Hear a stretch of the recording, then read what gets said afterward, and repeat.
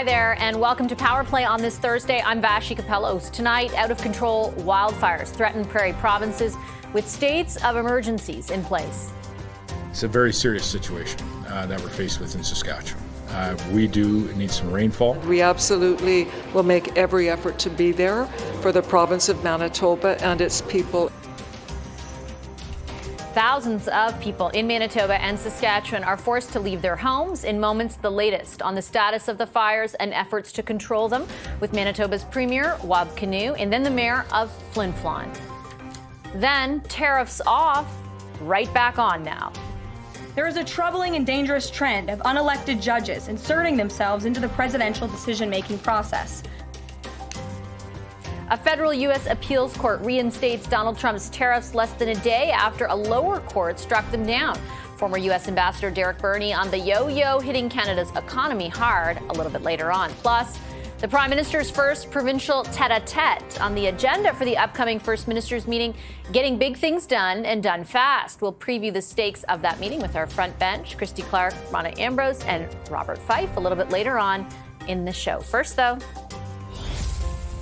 we received a request, the Prime Minister and I, from the province of Manitoba last night.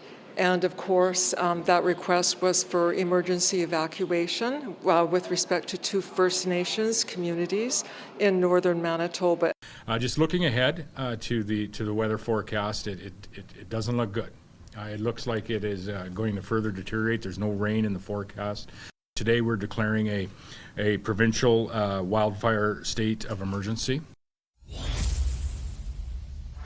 The Canadian Interagency Forest Fires Centre has raised its highest alarm just last hour, with Canada's wildfire situation now at level 5. That's the top of the agency's scale. It took until July to reach this point last year. That level means domestic resources are fully deployed and international help is needed. The biggest risk right now is in central and western Canada, spanning Prairie provinces, Alberta, Saskatchewan, and Manitoba, which is under a state of emergency, leading the province's largest evacuation in recent memory from the northwest of the province.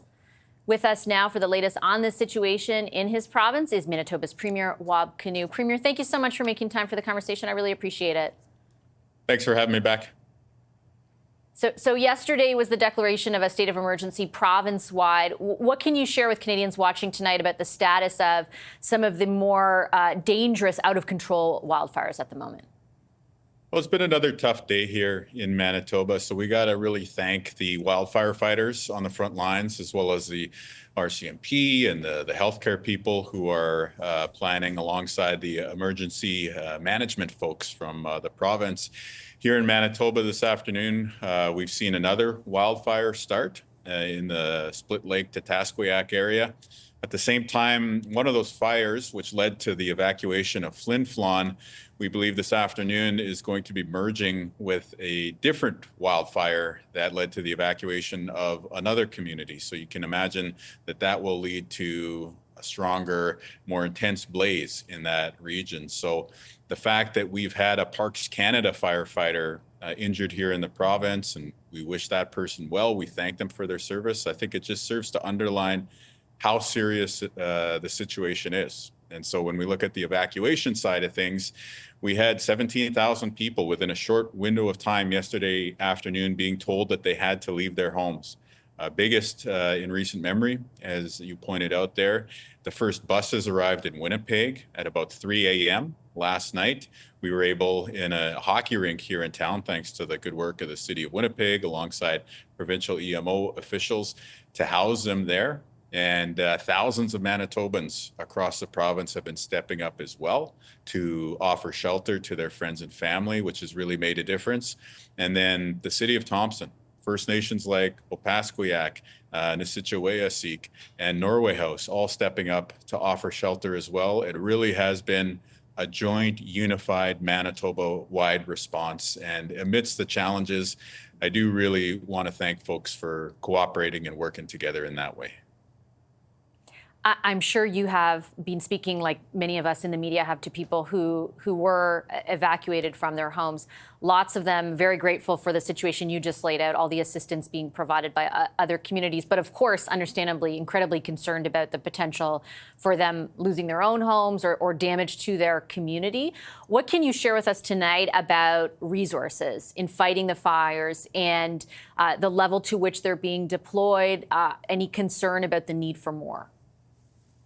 Yeah, we need all the help that we can get. And so I thank my colleagues from Alberta and British Columbia and New Brunswick and Nova Scotia who have helped with firefighters, Parks Canada, the federal government, Ontario, and the territories helping out with water bombers. We are going to need more help because as this fire season continues, our firefighters need to be able to catch their breath. They need to be able to debrief about some of the difficult things that they see. So we are going to continue putting that call out for more assistance when it comes to the human resources, when it comes to the tankers, the water bombers, the equipment side of things. But I do want to indicate that there's so much good work happening right now. And just to put kind of a human perspective on it, you know, there's leaders being put into some really tough decisions. I spoke to one mayor yesterday evening who was among the last in his community. I won't say which one out of respect for privacy, but one of the last in his community, and they made the decision to order the firefighters out. The fire was just too intense, and even if that meant potentially putting homes in harm's way, they decided to make the call to protect the lives of the firefighters and first responders. So again, my hats go off to leaders like that, to Manitobans from all walks of life who are being put into some really tough positions right now. But to see the support of the federal government, the Canadian Armed Forces, other provinces, to just cut through all the normal waits and periods of intervention that usually get in the way of a unified response or jurisdictional squabbles, to see that all fall by the wayside, I think has been a testament, not just to the severity, but also to the compassion that Manitobans are showing. To pick up on that point, I know you mentioned yesterday you had spoken with the Prime Minister. We just heard earlier from the sort of newly assigned minister in charge of responding to emergencies. She spoke of 2 planes that were sent to in order to help out with the air evacuation of some more remote communities.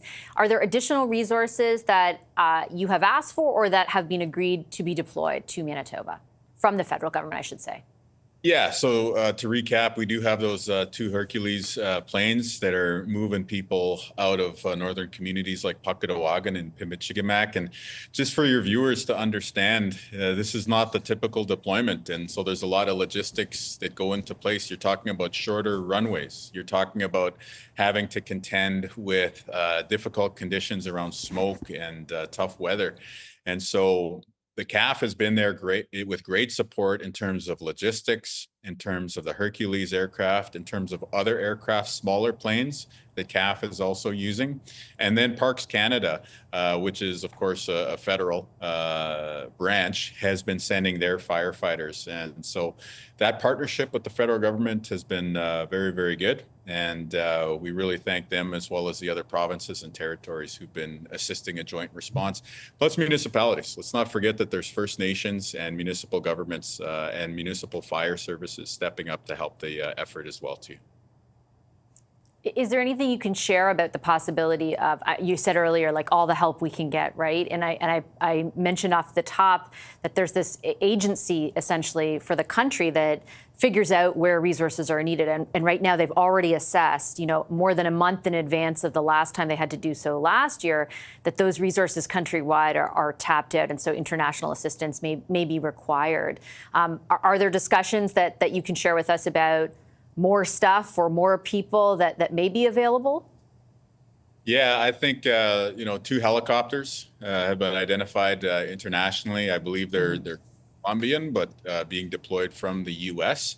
That are going to be helping with our effort here. So, CIFC, the agency that you're talking about, they have that presence here in Manitoba. They're a great resource. And as we go through this and we turn to our neighbors, we turn to potentially international allies to ask for help, it really just underlines the intensity of the current wildfire situation. I don't know if pray for rain is the right thing to say, but that's definitely the environment and the attitude that we're facing here in Manitoba. And earlier, when California had its situation with wildfires, we saw the tankers go down from Canada. We saw actually a firefighter from Winnipeg battling the blazes in a residential area down there.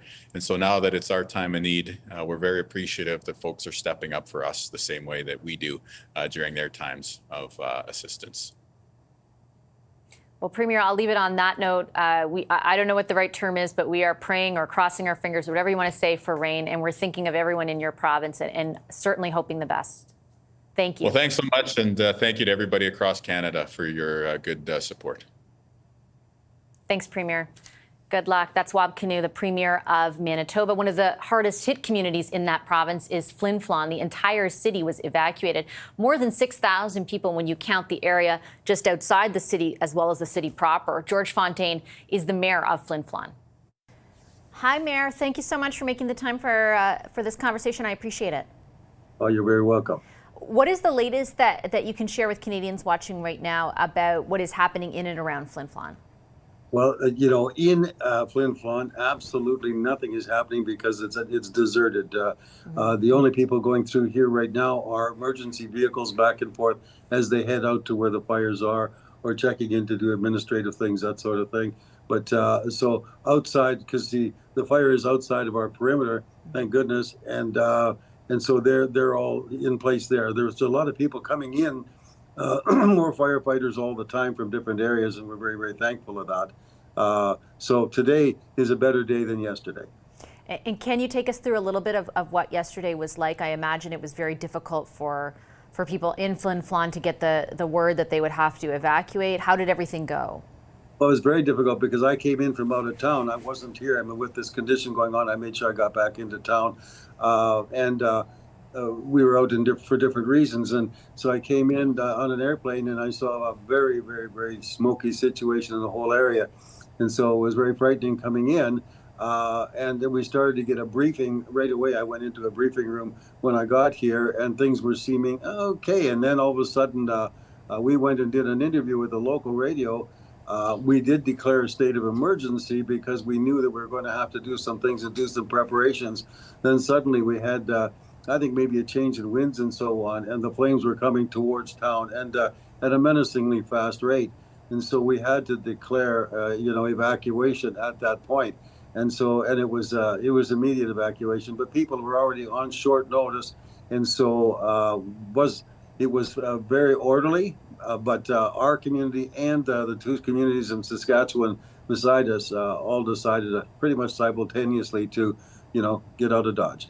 So what are you keeping your eyes on right now? You mentioned the presence of people, first responders who are there to fight the fire. Are you hopeful that their presence will be, able to sort of stave off things, or are you worried about how quickly, as you've already seen, things change? I'm going to say yes and yes. Right. I'm hopeful, but I am very worried because yesterday when I was coming back from the radio to the city hall, the flames were very apparent. They were less than half a kilometer from the highway that I was on. They were really high in the sky and they were aggressive.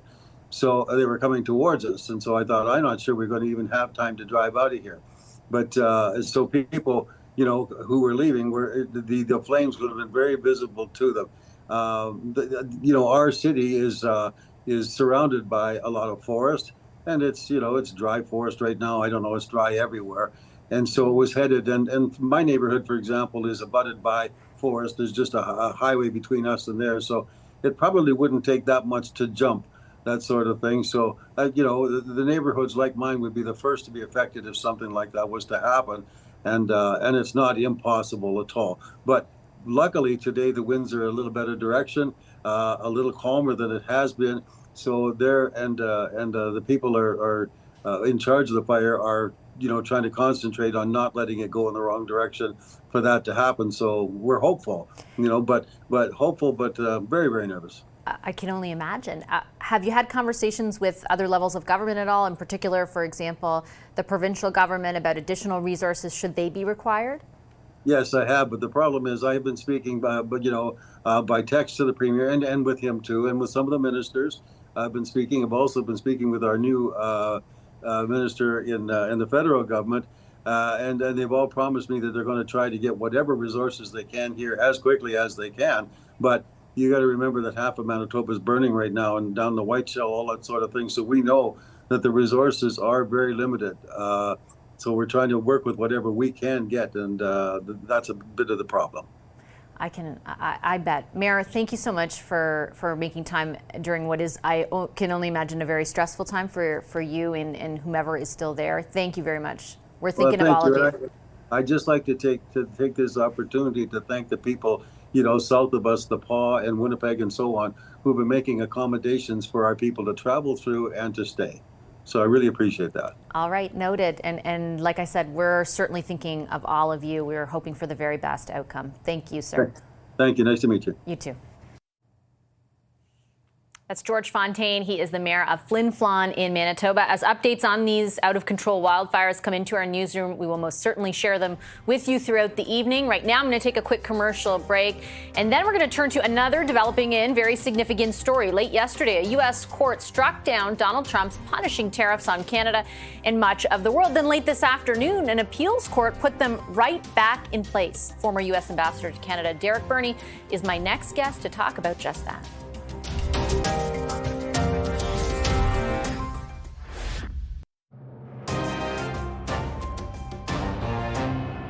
The government welcomes yesterday's decision by the U.S. Court of International Trade, which is consistent with Canada's long-standing position that the U.S. IEEPA tariffs were unlawful as well as unjustified. That said, we recognize that our trading relationship with the United States is still profoundly and adversely threatened. There is a troubling and dangerous trend of unelected judges inserting themselves into the presidential decision-making process. America cannot function if President Trump, or any other president for that matter, has their sensitive diplomatic or trade negotiations railroaded by activist judges. Reaction there from Ottawa and the White House to a decision by the U.S. Court of International Trade striking down the tariffs that Donald Trump launched on Canada and much of the world. But late this afternoon, a U.S. appeals court then reinstated those tariffs, at least temporarily pending appeal. With us now is former Canadian ambassador to the U.S., Derek Burney. Mr. Burney, good to have you back. Thank you very much for making the time. Good with you, Vashi. I know that ultimately there was a pause and those tariffs are reinstated. But the initial court decision yesterday, does it give you a glimmer of hope that there might be recourse eventually to stopping the imposition of these tariffs? Well, it was certainly a voice of reason in a debate that has been completely irrational for far too long. I'm not surprised by the verdict. These are trade experts that were involved in the ruling. They saw some of the tariffs, not all of them, but some of the tariffs as being not only illegal, but unconstitutional. Many of us have been saying that for several months. I mean, what I respect most in the decision is that they make it certain that Congress is the part of the government in the United States that has the authority over tariffs, not the president. And yet, if you hear his spokesman, it would seem like, he's the emperor and the king all wrapped in one. He could do anything he wants and doesn't have to pay attention to any of the other elements of the administration, or the government, rather. Well, that's just not the case. Now, I know for a fact that Congress can give the administration what we used to call fast-track authority to negotiate trade agreements, which are then brought back to Congress for approval. But there's no way that Congress is going to surrender to the president unilateral power to impose tariffs. That is just not the way the U.S. system works. Nobody knows why, if they're being ripped off by so many countries on trade, why aren't they using the recourse they have under trade agreements to appeal those grounds? But they don't do that. They just hit everybody with a wide brush. So it's nice to see somebody push back. And now Congress will steel itself up to asserting its authority.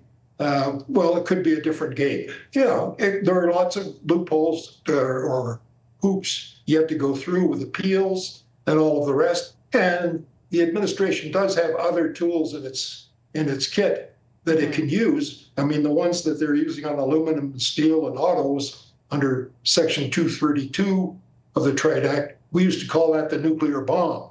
Well, they can apply it to lumber or whatever they wish. And we'll just have to be very cautious about what we do with the Americans in this uncertain period. And we have to be absolutely vigilant in asserting the illegality and unconstitutionality of what they're doing. And I just want to pick up when you mentioned Congress and its authority here, because on other occasions we've talked throughout this whole sort of evolving threat about the degree to which we haven't heard a lot of voices in Congress or amongst our kind of usual suspects of allies in the business community, for example, kind of defending the idea of free trade, pushing back against the concept that they are contravening the very agreement that they negotiated and signed. Do you think a court decision like yesterday's will embolden at all people in Congress to make the argument in a more pronounced way than we've seen so far? Well, I would hope so, Vashi, because there are some sensible voices in Congress and people who know a lot about trade more than some of Mr. Trump's trade advisors. But, you can't bank on this. I mean, the president is being assaulted in the courts on many issues, on everything from transgender issues to immigration.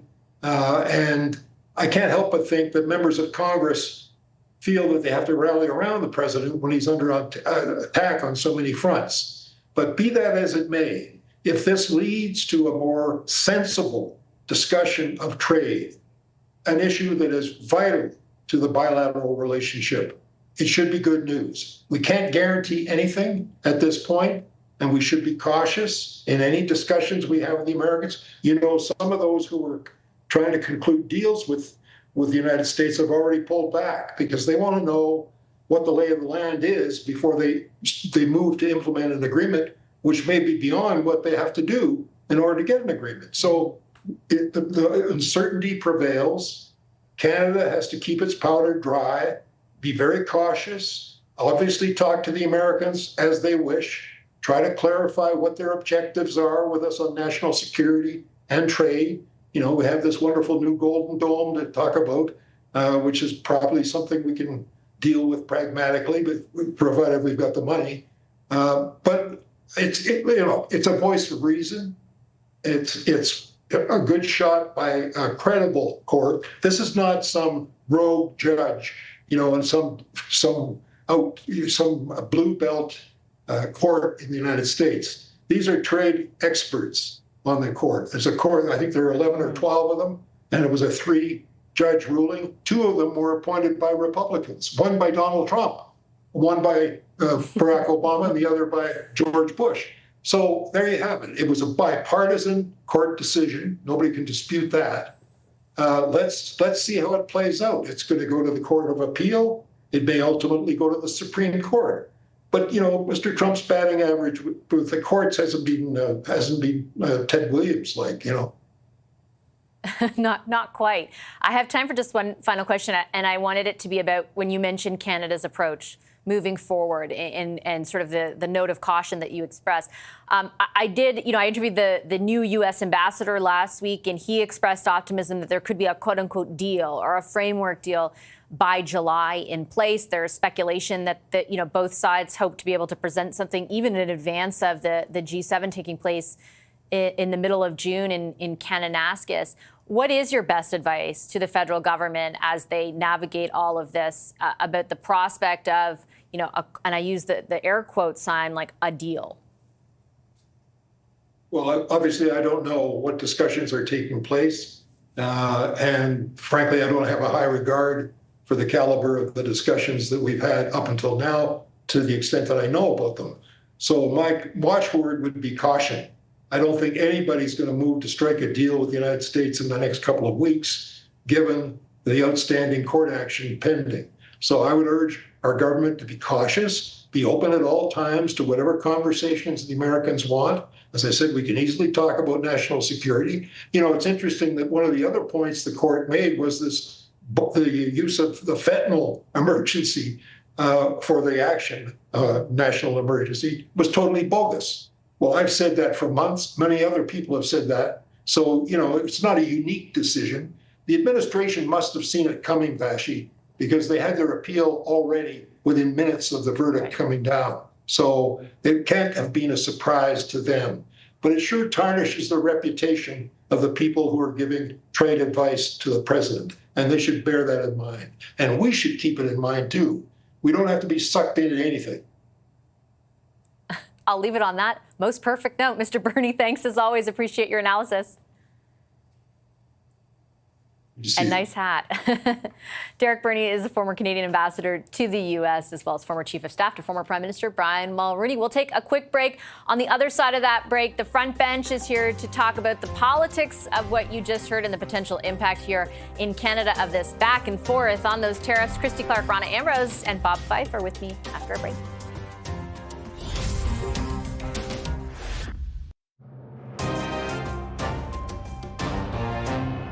And the idea that the fentanyl crisis in America is not an emergency is so appalling to me that I'm sure that when we appeal, that this decision will be overturned. If there are little hiccups here or there because of decisions that activist judges make, then it shouldn't just concern you at all. And it's certainly not going to affect the negotiations because in the end, people know President Trump is 100% serious. And they also have seen that President Trump always wins. That was the head of Donald Trump's National Economic Council laying out the Trump administration's case to appeal a ruling by the U.S. Court of International Trade, which struck down the president's tariff regime late last night. And appeal they sure have. Tariffs are already temporarily reinstated by another court just this afternoon. Here to dig into how the legal fight could splash back on Canada is our front bench. Former BC Premier Christy Clark is with us. She's a senior advisor with Bennett Jones. Former interim Conservative leader Rana Ambrose is here. She's the deputy chairwoman of TD Securities. And rounding us out this evening, the Globe and Mail's Ottawa bureau chief, Robert Fife. Hi, everybody. Very nice to see you. Hi. Bob, I'll start with you because we just talked to Derek Burney, who, of course, helped with the initial NAFTA negotiations, then consulted quite a bit on the last one.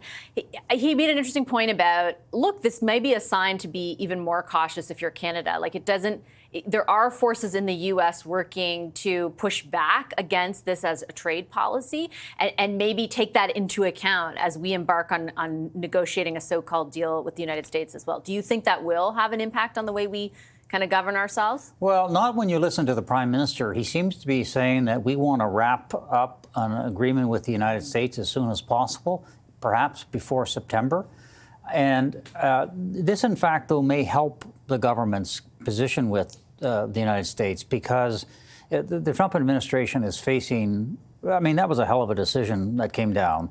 And it's very unlikely that other courts are going, you're gambling that other courts are going to agree with Donald Trump, given the fact that the judges on this court are experts in the field. So it may actually push the administration to cut a deal with Canada and cut a deal with Mexico because they've got so many other big files on their case, mainly China, but they also have Europe.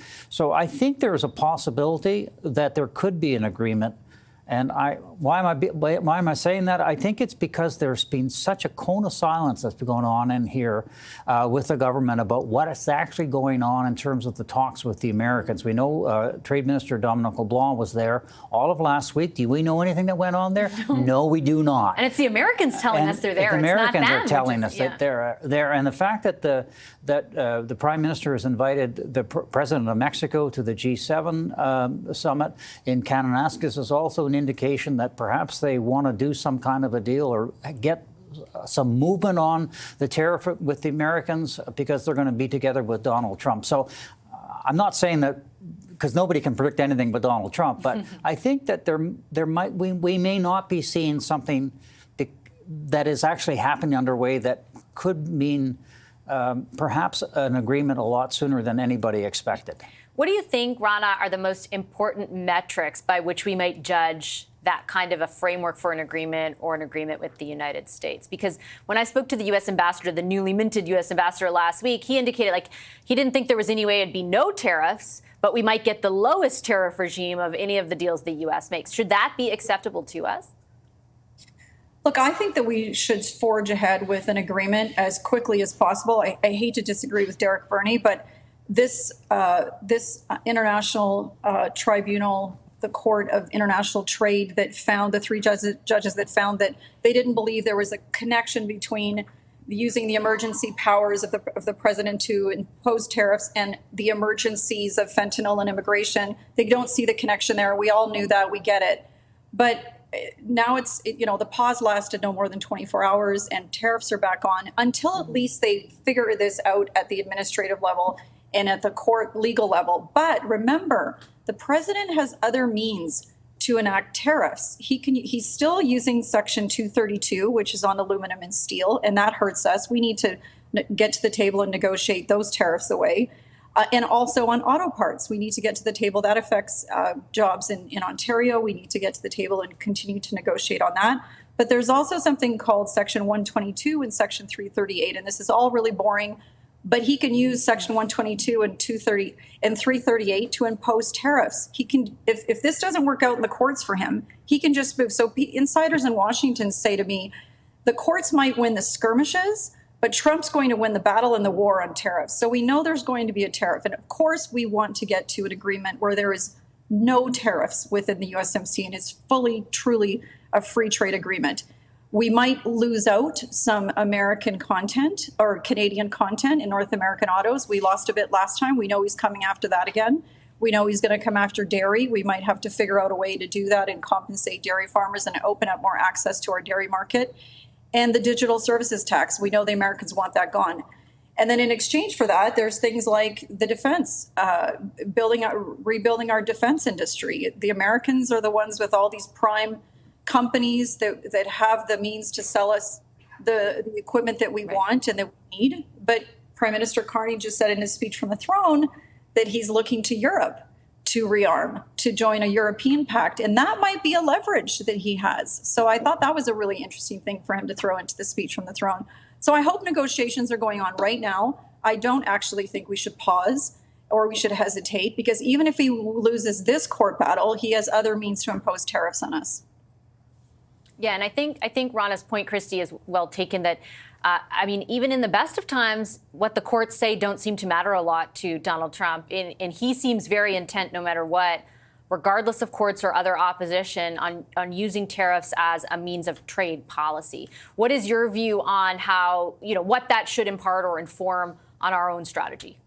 Well, I entirely agree with Rana that we can, first of all, I agree with Bob that you can't understand and try and predict Donald Trump. Second, that they will find a way to do this because the system in the United States is so diverse in opinion, and there's so many different bodies that can weigh in on the opinion. I do think if negotiations are going on now, it's a great sign, as Bob noted. And also, the part of that that's important, I think, for us is the things like digital media, or the digital tax, like supply management in agriculture. Those things have been bugging the U.S. since we did the last agreement. So the idea that we might be just talking about the same things at the end of the day that we've been talking about, except for some new tariffs that we haven't seen before, is a pretty major downsizing of the threat that we had originally thought we might be facing. But I think from a political perspective here, the move is to say, we're going to keep doing what we have begun to do, which is we are going to diversify our markets. We are going to have something to sell to the world because we're going to simplify the permitting process and make sure that our tungsten and our copper and our gold and our oil and gas can find its ways to our allies around the world, that we can build defense pacts around that with our allies outside North America, and we will become a country that is no longer so dependent on the United States. That's been Carney's plan, I think, from the very beginning here. And if we can stick to our knitting on that, it'll take some time, and it'll be a little painful for Canada because you have to spend money, in this case, to make some money. But I think it's worth it in the long term for Canada to have more customers that pay more for what we have, and to be able to create probably the millions of jobs that ultimately could flow from that kind of policy decision. Yet certainly what we hear from the government as far as what their overall strategy is. I think you're right, though, Bob, to point out like how quiet it's been is a point of interest. Because if I think back to when we were negotiating the original NAFTA, we were there every day, going live to the exact room that Chrystia Freeland was walking into to negotiate with Peter Navarro and all the people who were involved at the time. Like, seems very different. Oh, it's look, I've been around long enough. I remember the free trade talks with the Americans, and we were able to cover these issues when Simon Riesland was negotiating with the Americans, and the same thing on the NAFTA deal, and the same thing in the renegotiation under Chrystia Freeland. We were able to talk to people in the Prime Minister's office, in the trade office, as well as foreign affairs, and we were able to get a lot of information. And the Americans were fairly forthcoming, and lobbyists and business groups were forthcoming. Right now, you can't get any information, and this is and really. If you can't get any, then none of us can. Yeah. And it's really. Well, that's true, actually. But it's really held closely, and that's often a sign that there has been progress that is being made. And we all hope that is the case, because we got to get this off our table. We got to move on with the other major projects, what we need to do to diversify the trade in this country and get our productivity up. And the sooner, and I think from the American perspective as well, it makes a lot of sense for them to try to get an agreement with Canada and Mexico, because we're such closely integrated, and there's such a deeply integrated economic relationship that it would allow the president to be able to have a win and then deal with the biggest issue, frankly, is not even Europe, it's China. Yeah. Okay, I'm going to take a quick commercial break. We've got a lot more to talk about. When Rana and Christy and Bob talk about building big projects and diversifying our markets, it's going to be high on the agenda with premiers next week as the Prime Minister gets set to meet with them in person in Saskatoon. We'll lay out the stakes for that meeting just ahead with our front bench. Stay right there.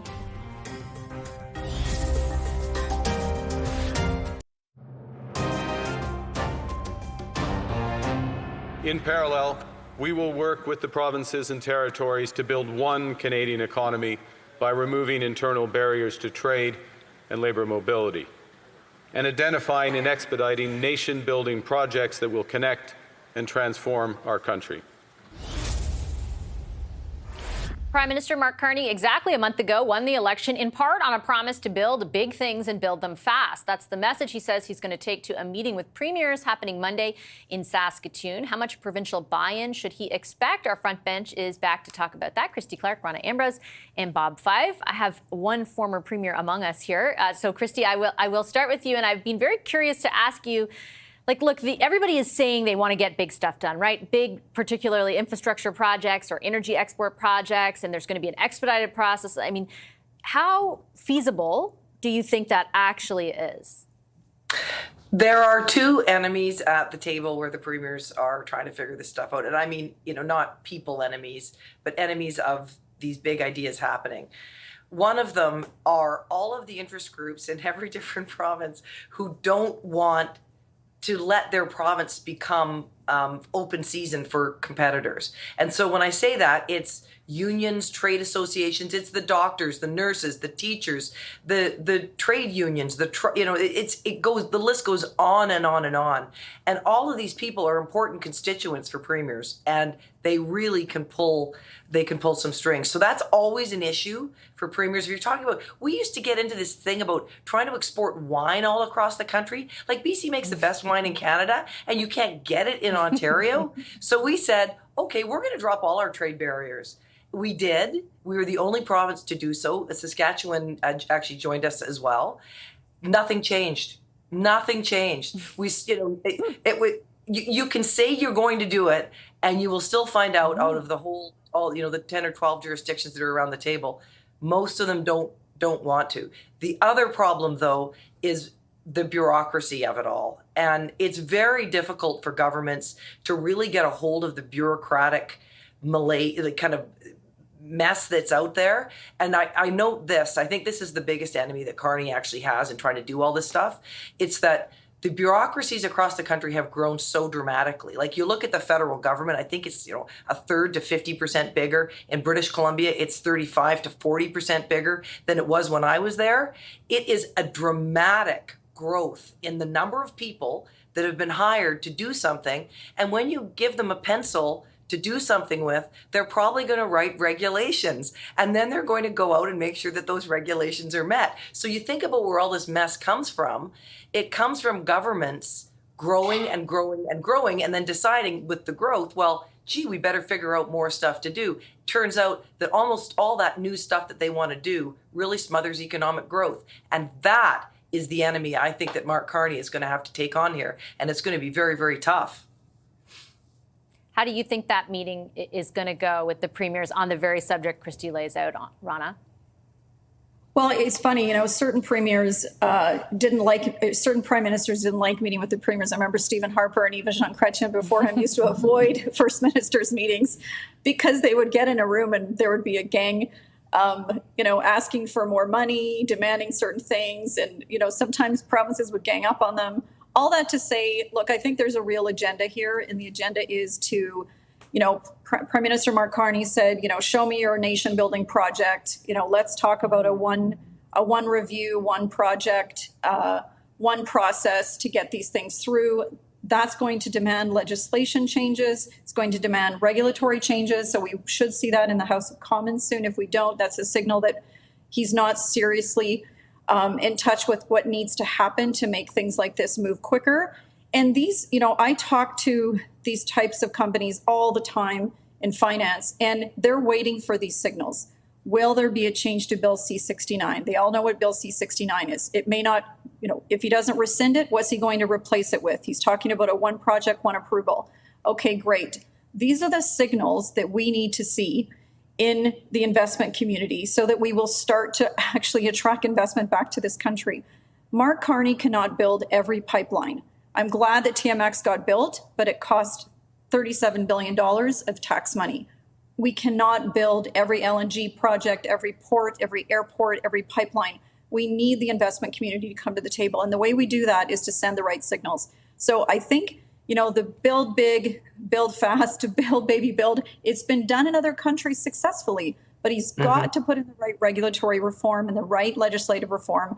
And that, I know there's only a couple weeks in Parliament, but so let's get cracking. He's got a lot to do. And I would just echo what the former premier said, what Christy said with internal trade barriers. It was interesting because during the election, he said repeatedly, the prime minister said, we're going to get rid of all internal trade barriers. And then you noticed after it was sort of started to soften to, well, we'll get rid of internal federal trade barriers, because she's right. This is up to the premiers and the provinces. And it's tough because these tariffs have been put in place to actually protect regional economies and even sometimes individual companies and trade unions. So it's a real battle for premiers. So if this does happen, and I'm really optimistic and hopeful it will, because it'll be transformative for our economy. If it does, kudos to the premiers, because they'll take political hits over this. They absolutely will. So I think the meeting's a very good timing. There's lots to get done. And I think there's a great sentiment across the country to actually build things, especially pipelines. We're hearing it even from Quebec, which is a first in decades. So I hope that he takes advantage of this momentum and gets at it. Last word to you, Bob, because you've been reporting on what the agenda is and what the Prime Minister intends to bring the premiers. How do you think it's going to go? Well, I mean, we are going to have legislation to tear down interprovincial barriers that involve Ottawa.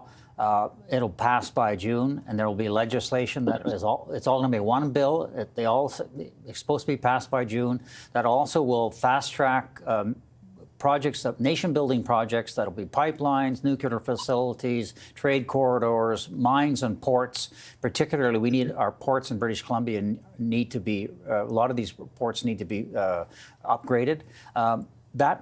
and he is going to have one minister that's going to be, everybody's going to have to go through this quick approval process, but it'll be one minister handling. There'll be what is called a condition document, and once that is issued, that will allow for approval right away. This is what the business community, what the premiers have all been asking for. Stop the delays, make this stuff happen quickly. On terms of interprovincial trade barriers, that's largely a provincial responsibility. That's where the problems lie. They're going to have to figure that out. I hope that the job of the Prime Minister is to goad them, to use moral suasion to try to get them to move on these issues, because what we're going to be doing in terms of interprovincial trade barriers from the federal perspective is not that significant. Right. But the real issue is getting these nation-building projects going as fast as we possibly can. He says he's committed to doing it. He says he wants it passed by July 1st. That's what we're going to have to hold him to. Very soon. It's like a month away. Thanks, everyone. Our front bench, I'm going to leave it there. Appreciate the discussion. Christy Clark, Rana Ambrose, and Bob Fife. We're back in a moment with the latest on those wildfires.